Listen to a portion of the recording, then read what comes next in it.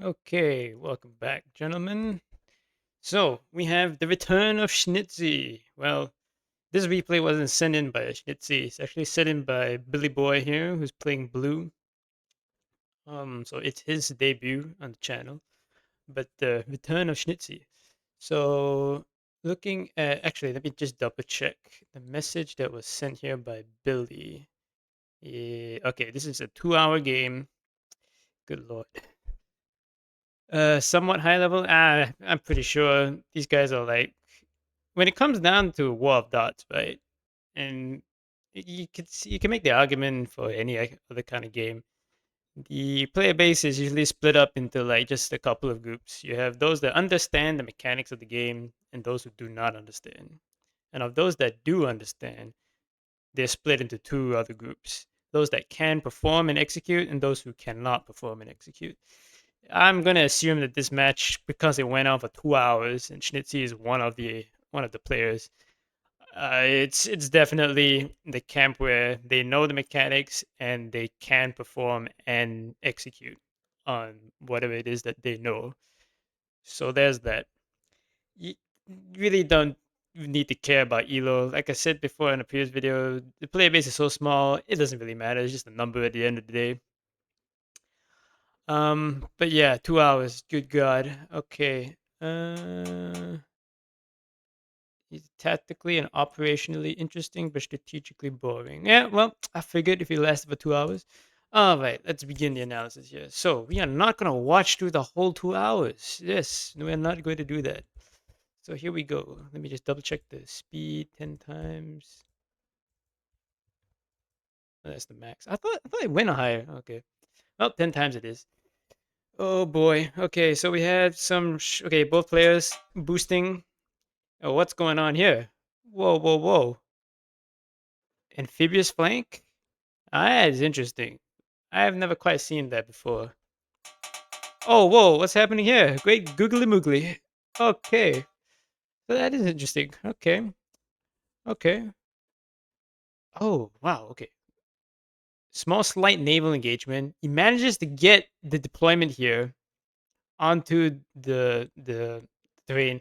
The way it works for a naval battle. That's the okay. That's a first. That's a first for this channel. So the way that the combat works, right? Navy units against land units, you don't want that. Okay, the land unit is favored in such an engagement. There's a document out there where they have the stats, and you can find it on the official Discord. They have all the stats of like what the damage ratios are for all the different units and in what states they are. So whether they're a navy unit or they're on a land as a land unit. And damn, okay, well that is the first for my channel here. This is an actual naval battle. Oh my! Oh, another naval engagement. Oh boy! First navy kill for my channel right there. Okay, yeah, okay. This is gonna be fun. So absolutely nothing is going on at the front line. So despite the fact that I am like geeking out over this naval combat and naval content, because there's a lot of naval stuff on my channel. I'm a big fan of Navy shit. Um, Nothing is really being achieved here.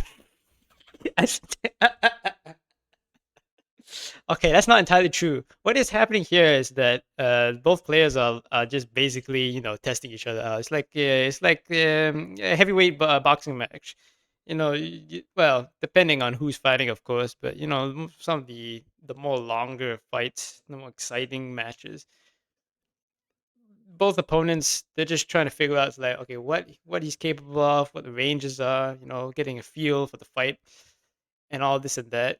Billy Boy here actually comes out on top of the naval engagement. That's not bad. That's not bad. We have a tank battle going on in the south here. Schnitzi deployed reserves, getting ready for the assault. So he initiated assault. He then rotated in the reserves. He took a lot of losses, though. It is what it is when you're mounting an offensive like that. But he has attrited most of the armor. He's got good trades, and now he's committing his reserves. Now we've got a lot of cycling going on here. I expect there to be a lot of cycling on both sides because if it goes on for 2 hours, then yeah, I expect nothing more or less. We've got 2 tank units holding in the hills here. So we've Billy has withdrawn all of his amphibious and naval forces. He's left one dude on this island here, exerting pressure on this side. As I said before, as it was happening, although I was very happy and I would like to see more, battles like that. The navy component of this game, it's basically it's a gimmick, right? It's a meme, especially when you're starting out playing the game and the lower end tiers. It is possible to make some big plays where you snipe the enemy's capital on this map at least.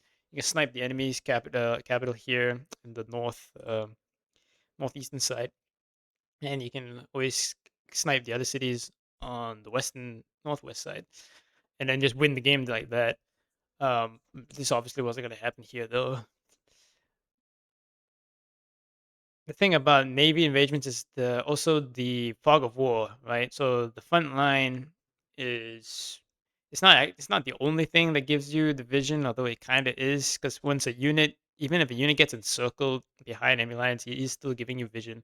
So the front line, it does give you vision, right? So if a naval force gets detected, which it will get detected very early on, it's usually very easy to counter, especially with just light troops. You just need to send them back to your back cities, your backline cities, garrison, and by the time the enemy units deploy, they're gonna be out of supply, and then you just hold the city, and just by attrition, they'll die off. That's usually what happens for most amphibious assaults and naval invasions.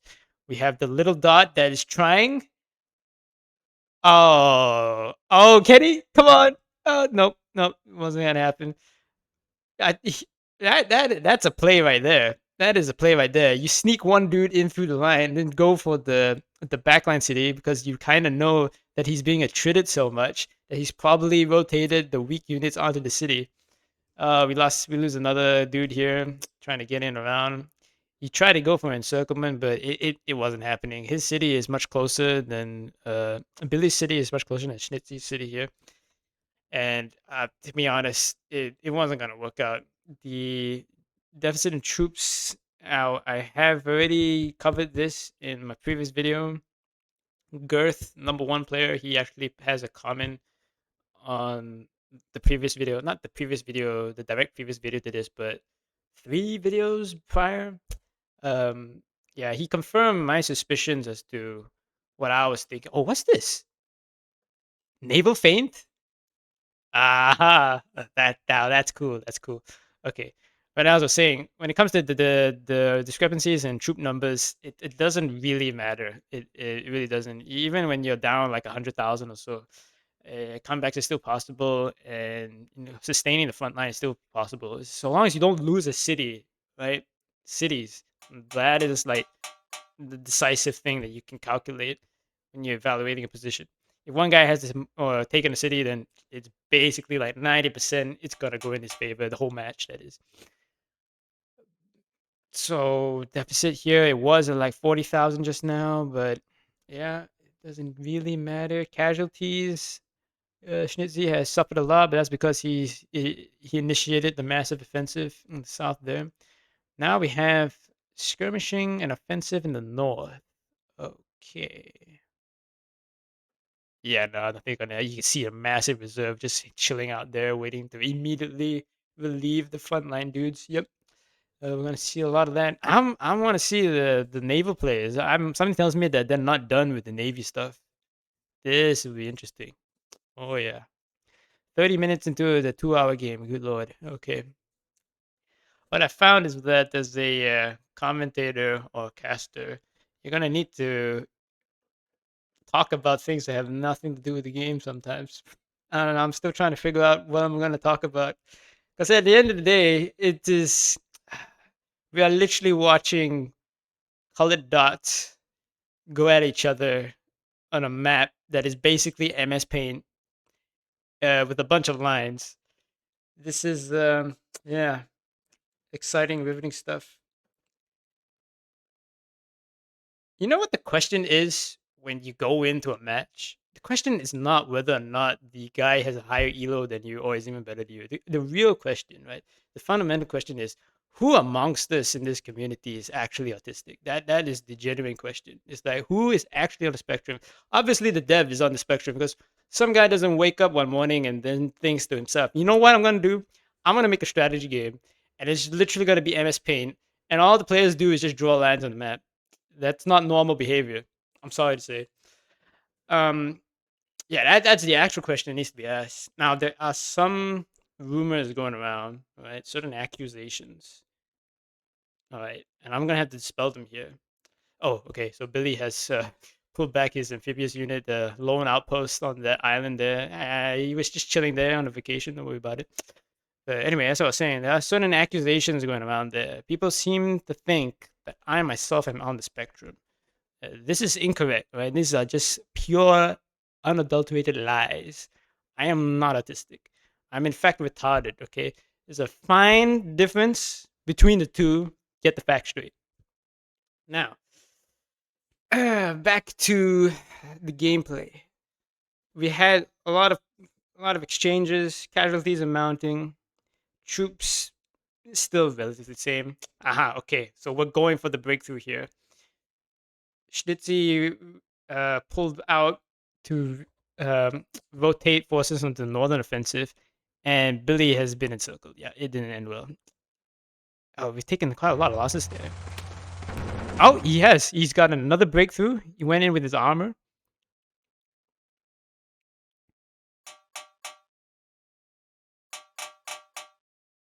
And he stopped. I think whilst I was yapping away, I missed out on some snipes on tanks here because I'm looking at a very strong deficit in armor on Schnitzi's army composition here. Not that it particularly matters because they're handling their economies very well. So whatever losses are being sustained, and there has been on the Discord at least so many discussions as to whether you build lights or you build tanks.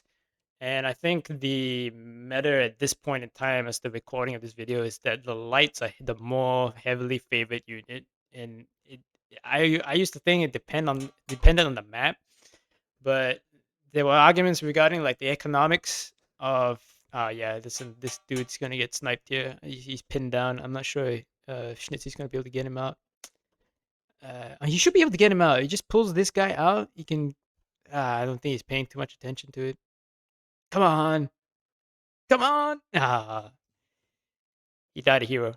Anyway, as I was saying, yeah, economically speaking, lights seem to be the more heavily favored in the community, just because of how fast you can build them, how fast you can replenish them. Because once you build the unit, you have to, reinforce the unit, and then the ability to just move them around faster. Because every time the tank gets into a terrain modifier, like the hills or the forest, he slows down. So it is what it is. And of course, if you're a guy that can micro, then maneuver as your friend, you can cycle the reserves, cycle the units to and fro the cities. You can manage your army better in terms of like economy of force. Concentrate your forces, whatever point of the battlefield that you need your troops to be, even if it's just a single dot, right? If it's just a single dot to rotate on a single skirmish on like the furthermost flank of the front line, that's literally all you need to gain eventually a decisive advantage. Of course, you need to keep it up, right? You can't just like send two dots against each other and then expect once you rotate in the next one that you win. That's not how it works. You're gonna have to keep on doing it for quite a few minutes or so. And talking about time, we are now approaching the 1 hour marker. I should have kept the timer next to me to figure out how long. Okay. All right. Okay, what's happening here? Northern side pushing. He didn't know? No? Yes? Maybe? Yes. More Navy gameplay. Let's go. Okay, we're going off of the large flank. He's going for the city. Oh, there's Miss Michael there. There's definitely a Miss Michael there. Oh, we're engaged now. Okay, this is okay because the land unit is stuck on the water. The navy guy can win, but now he's pinned down. Oh boy, rip. Well, it was a good attempt, and I am satisfied. More navy gameplay. Okay, going back to the front line. Okay, so Billy has amassed his armor in the south, but at this point, right, because of the way that the front line has been shaped, it doesn't really matter because now he's got to go through this forest. So long as Schnitzi can fight in the forest with light units, it's uh, it's not as big as an advantage as some may seem to evaluate at face value. More troops being deployed. Yeah, casualties approaching half a mil for each player. Okay, another offensive in the north. Nah, more like a skirmish. Yep. What else can Merlin yap about whilst we look at dots and lines? Okay. So he's assembled reserves. I need to do this more. The control command to maneuver multiple selected units into a line because I usually just like individually micro one dot at a time. Okay, here we have the armored offensive, and you can see in the modifiers on the health bars this forest icon with exclamation mark that indicates that the armor unit is in a forest. He's slowed down, and he's not doing as much damage as he normally would on normal terrain. And as we can see, Schnitzi has held the line. That's all you need to do. That's literally it. That's the armor negated right there. Uh, that might be something interesting because at the end of the day, one city can only supply up to 5 units. You are limited by the amount of units that you can have on the field. Well, that's not entirely true. If you have like a huge amount of funds in the bank, technically speaking, you could have more troops than your cities can supply, and they'd be beyond the field. I'm not entirely sure if that's like a effective strategy to do. I have yet to see someone actually do that in any YouTube videos or any of the replays or any of the games that I've played. I haven't seen anybody actually quite do that yet. But technically, it could be done. But as what was my initial? Oh, okay, what I was wanting to say was maybe there is a strat here where you can get rid of your armor units so you get more lights. Wait, I don't know if that's like a good idea or not, but maybe. Who knows? If you really like lights, that's something that could be done. Don't do it all at once, obviously, because that would be pretty dumb. But as the units are getting attrited, just use your armor units. You keep them on the front line, attrit as much, and then once it dies off, you just build a brand new light unit, and then your army composition has changed. So we have a very small incursion here. Okay. Yep, Schnitzi is keeping to the forest line with his lights. We've regained some space, some territory, but at the end of the day, we are still pretty much at a stalemate. We have passed the 1 hour marker. Casualties on both sides have already passed the half a million marker. In terms of troops, there's only a 30,000, 40,000 discrepancy in favor of Billy. So Billy has the advantage in numbers, but a decent amount of it is in armor units, which right now Schnitzy is not allowing Billy's armor to really be effective. So I guess an argument could be made that in terms of troop value, they're pretty much equal at this point. Um, how would you get around the armor? You'd have to get past this forest line here. You have to break through here, and then but then you're limited in like if you really want to maximize your tanks, you're limited to just these little clearings on the map once you bypass that. And that's not. I mean, honestly, it's not a valid strategy really to try play around that. That's way too much micro and the value that you potentially get out of such a maneuver like that is not worth it, in my opinion. Could be tried. Somebody out there is crazy enough to try it. Go ahead, be my guest, and send me the replay. Once again, if you want to send me a replay, you can find me on the War of Dots official Discord. You just DM me. Give me a short description of what the game is and why you think it's might be interesting. and then I'll maybe do a cast. I've got like 5 replays right now that I have yet to record, and I don't know if I'll do all of them. I might as well just do all of them because I'm not doing anything really. Uh, I'm suffering from the post-series depression syndrome. You know, when you finish like a book or a TV show that's like really good, and now you're just sad all the time.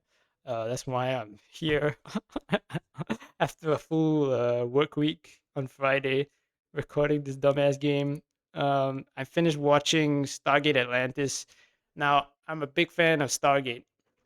I've watched SG1 5 times over. Like the whole 10 seasons, I've watched it 5 times over. And I've watched the original film more times than that. But I've never watched Atlantis before until what, a month ago. Yeah, I binge watched all 5 seasons, and it was great. I really enjoyed it. The series got canceled due to budget issues. At least that's what I've read online. So the series finale, it wasn't satisfying, but it was, okay. It wasn't like Battlestar Galactica kind of things. I was not happy with how the finale for the whole series of Battlestar Galactica was. But no, Stargate Atlantis was great. Definitely gonna rewatch that one of these days, probably next year. I've yet to make a decision as to what I'm gonna watch next. Now, this is interesting. As a full, oh, I don't know how. Oh yeah, guy got slipped past because of the command orders. Well, how? I guess you just select everything and then just right click on one point, and that's how you converge everybody in on that. And that's an interesting move. I need to pay attention to. Now this is getting dangerous, as we saw there. Schnitzi is overextending here. He does not quite have enough units to cover the flanks. I mean, to screen the flanks. You don't. Okay, more naval shenanigans going on. He's gonna try snipe. Nope, he's just scouting. That guy's dead. Oh, can he get out? Yeah, he tried. Okay, I think I missed something there. I think that was an attempt by Billy to try and get an encirclement. Yeah, see right here. Shinichi is overextending. He's way too close to the cities now, and it's not that you're too close to the cities, because if you just go by that logic alone, then you'll never push anywhere. It's just that he doesn't have enough units to do the screening and to supply the logi. Because by supply logi, I mean, oh, whoa, trying to go for the snipe on the capital here. Nope, it didn't work out. Good attempt. But by supply logi, you just need to keep a unit in where you can tell the power projection is breaking your supply lines. Um, yeah, no, Schnitzi does not have enough dudes for it. Okay, battle's continuing. Yeah, Billy is not even gonna attempt to try push with his very healthy army units in the south here. I don't blame him. Okay, retreat. Yep. Yeah, I would do that too, because you're down by about 30,000, and the kind of way, because we have already discussed this earlier in the game, it's not a decisive thing, and it's not as important as people think, but it is a good metric to judge when to attack and when not to attack. Usually, it's better to attack when you do have more troops on the field, because that's the indicator that you've got far more healthy troops on the front line. You have plenty of bodies to attrit when you conduct your offensive. Schnitzi is now going for more naval shenanigans. Oh, okay, well, what's happening here? Too late. Hmm. Yeah, like I said, once you get close to the front line, you can already see the detection. So they're coming. Okay, amphibious flank. Uh oh, he had encirclement just for a couple of seconds. It didn't work out though. But it was a good attempt. Good attempt.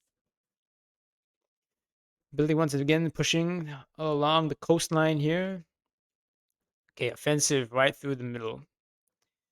Schnitzi is now refused the line closer to his cities, so he has the advantage here. Now, okay, pinned unit. Okay, Schnitzi has amassed his armor in the south.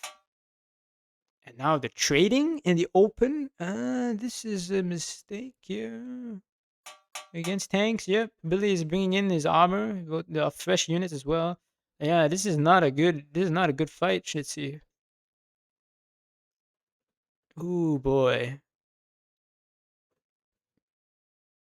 troop deficit is now 60,000 or so. That's gonna hurt. But it's still a completely fine game. There's no real decisive advantage here just yet for either side. But it would be a good idea to try to avoid a situation like that again. He was doing so well up in this point. I'm assuming they'll fatigue at this point. I don't blame them. I've had an hour-long game. This happens. This is normal.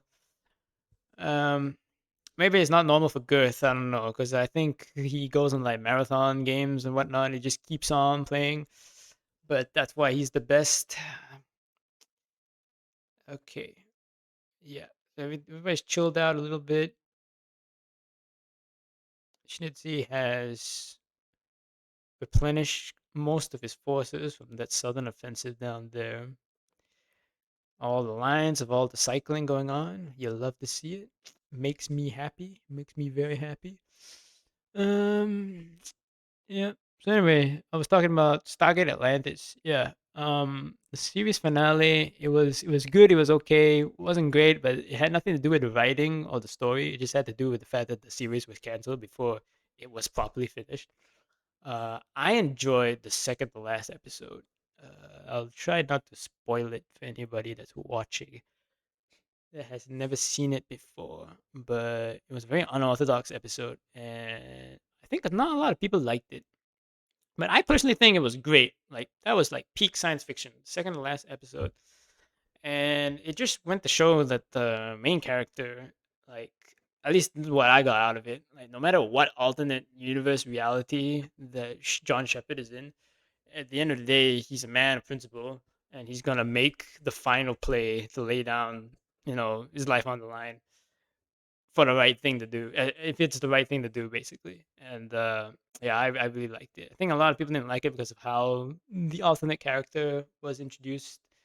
And no, I think it was great. I think that was like peak science fiction right there. Second to last episode of the whole series. All right, we're getting close to the 2 hour marker. I like to see this, right? Because some people had the misconception the game is just like a line battle, which is not the case at all. But you get instances here, and as we talked about the big battle where Schnitzi was pushing in, you did not have the units to be able to screen the flanks. So you've got all these like, despite the fact that the game is so damn simple and it's just dots on MS Paint with lines being drawn over the place, you have aspects of like economy of force, screening duties. Is like the kind of things that the cavalry usually does, at least historically speaking. Technically, mechanized cavalry does do the same job where you're providing security on the flanks, doing economy of force missions and all that. But in modern warfare, it's all about the missiles and whatnot. They get all the glory now. Um, but yeah, you get that kind of mechanic. Well, not mechanic, but you get that kind of gameplay. Oh, naval battle, naval battle. Switch. Oh, okay. 2v2, a lost. Billy has won again. We're gonna need to change your name, Billy, to Nelson or something. I have not seen this much naval action ever. Good lord. Yep, and he has conquered back his little island here. Dude's having a vacation again. So anyway, I was saying, economy of force missions, cavalry operations. It's like there's no actual genuine cavalry unit, and I don't think there should be one because at the end of the day, as the game progresses, it happens on its own, right? It didn't need to be like an arbitrary or um, a purpose-built mechanical unit to represent a cavalry force and a cavalry operation. The game itself just naturally has these events which just happens.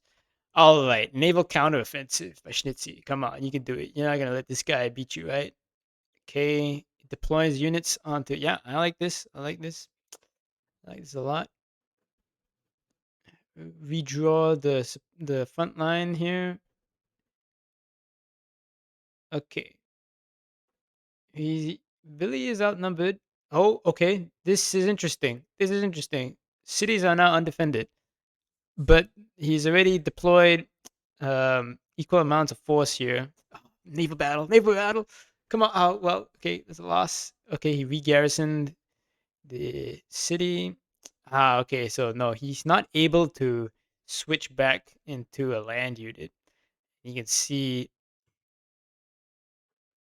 god damn it, I was zoomed in too much to see what was going on there. But I'm assuming what has happened is that Schnitzi has called it quits.